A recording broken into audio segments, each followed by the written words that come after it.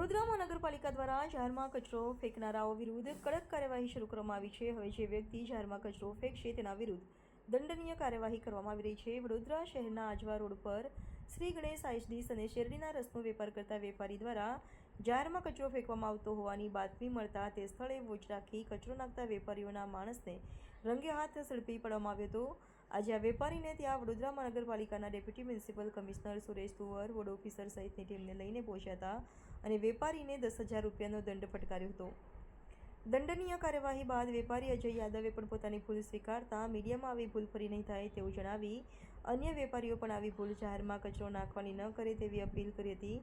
આ તબક્કે deputy commissioner Suresh તુવેરે પણ પ્રતિક્રિયા આપી હતી। બ્યુરો ચીફ એડિટર મયુર રાજગુરુ, લોકમિત્ર ન્યૂઝ, વડોદરા।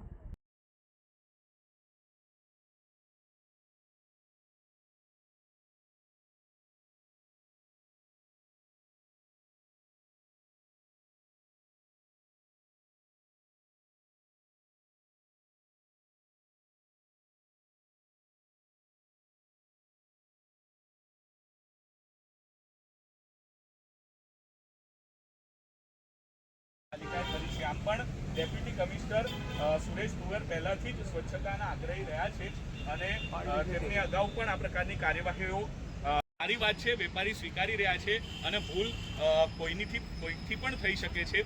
આજે તેમનાથી ભૂલ થઈ છે તો તેમને સ્વીકારી છે ને હવે તેઓ પણ પ્રતિજ્ઞા લઈ રહ્યા છે કે આ તમામ જે વ્યવસ્થાઓ છે તે ઊભી કરવામાં આવી છે।